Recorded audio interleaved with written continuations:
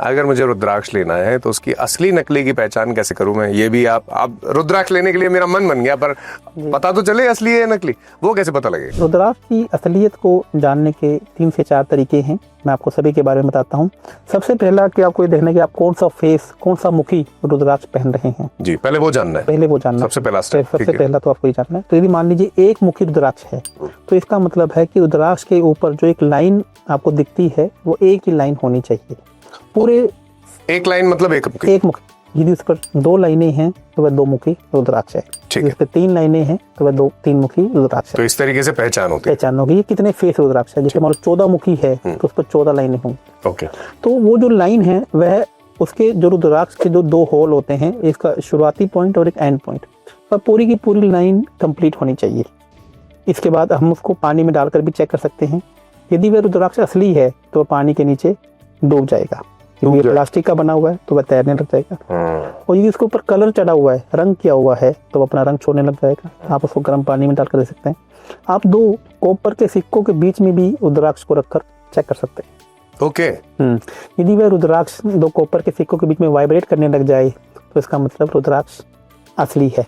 अब इसका मैं सबसे अच्छा जो आज के डेट में मार्केट में क्या किया जा रहा है कि रुद्राक्ष जो महंगे रुद्राक्ष हैं, जो रियर बेड्स हैं, उनमें लोग नकली लाइनें भी क्रिएट बना देते हैं। ओके। तो आपने देखा होगा, जब हम दांतों के डॉक्टर के पास जाते हैं तो हम अपना एक्सरे करवाते हैं। हाँ, वो डेंटिस्ट का एक्सरे। तो उसी प्रकार से रुद्राक्ष का भी एक्सरे होता है। तो जिसमें नकली जो लाइनें हैं वो आपको नहीं दिखेंगी, क्योंकि वो बीट रूट से बनी होती हैं।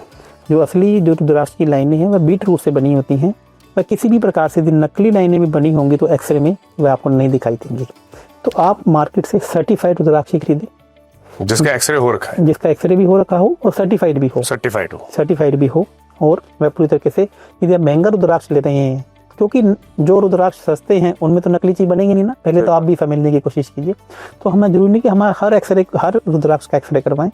जो महंगा रुद्राक्ष है, जो मान लीजिए 1 लाख रुपए का है, 50,000 रुपए का है, 25,000 रुपए का है, सर्टिफाइड तो हर रुद्राक्ष होना चाहिए। एक्सरे जो महंगे रुद्राक्ष हैं, जो रेयर रुद्राक्ष हैं, वो एक्सरे भी आप करा के आप उनको चेक करा सकते हैं। वेबसाइट से हैं, जैसे हमारी भी वेबसाइट है लाइफ चेंजिंग एस्ट्रो, वहाँ पर भी हम आपको यह सुविधा प्रदान करते हैं कि आप एक्सरे करवा कर भी रुद्राक्ष को ले सकते हैं। तो अगर आप रुद्राक्ष खरीदना चाहते हैं तो ये एक बढ़िया ऑप्शन है। अब किसी से पूछने की जरूरत नहीं है, सिर्फ आपको खुद पता है, नॉलेज है, खुद चेक कर लो, पढ़े लिखो।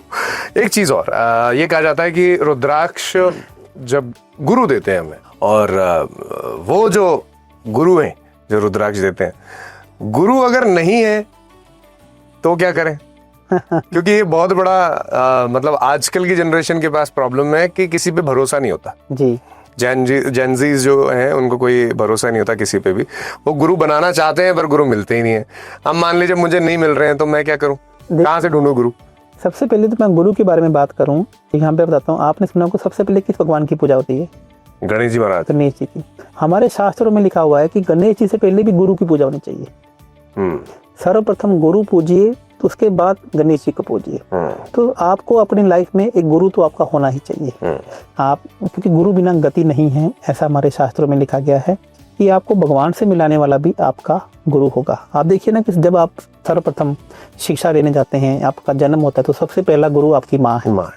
उसके बाद आपका शिक्षक है जो आपको एक मार्ग पर लेके जाता है, समाज के लायक ले जाता है। फिर आपका सबसे बड़ा गुरु आपका पिता है जो आपको धर्म के बारे में, आपके संस्कार के बारे में आपको बताता है। तो ऐसे ही एक स्पिरिचुअल गुरु भी आपका होना चाहिए जो आपको एक स्पिरिचुअलिटी के मार्ग पर लेके जाए। और तो आपको लेकर जाना ही, आपको चुनना ही होगा, आपको किसी न किसी पर विश्वास जताना ही होगा। लेकिन जब तक आपके पास कोई गुरु नहीं है तो सबसे बड़े गुरु के गुरु भगवान शिव को भी कहा गया है, उन्हें आदि गुरु भी कहा गया है। क्योंकि जो हमारे सप्त ऋषि थे, जो उनको ज्ञान देने वाले भी भगवान शिव थे। तो जब तक आपके पास तो गुरु नहीं है तो भगवान शिव को भी अपना आदि गुरु या अपना गुरु मान सकते हैं।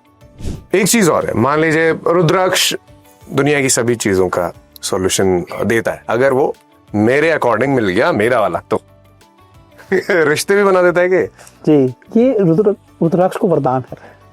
ओके। जैसे कुछ पौधे हैं, कुछ चीजें हैं जो भगवान की तरफ से वरदानी हैं, और ऐसे ही कुछ चीजें ऐसी हैं जो भगवान की तरफ से श्रापित हैं। ओके। तो यदि आप रिश्ते बनाना चाहते हैं तो इसके लिए भी एक स्पेशल रुद्राक्ष है कि आप उन्हें पहने, तो वो रिश्ते बनाने में आपकी मदद करता है। शादी करवा देगा तो कुंवारे छोरो ध्यान दे लो थोड़ा।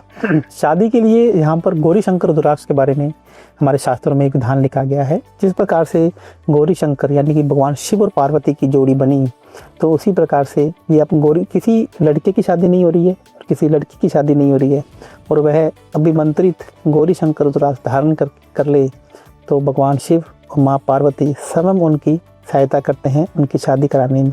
आचार्य जी, बहुत सारी चीजें पूजा पाठ सावन के लेकर और रुद्राक्ष के इंपॉर्टेंस, मेरे हिसाब से जितने भी व्यूअर्स होंगे सबको ये पता लग गया होगा आज कि हमें क्यों रुद्राक्ष धारण करना चाहिए, कौन कौन सी चीजें, कौन सा रुद्राक्ष धारण करना चाहिए, ये भी पता लग गया है, और सावन में पूजा कैसे करनी है वो भी पता लग गया है।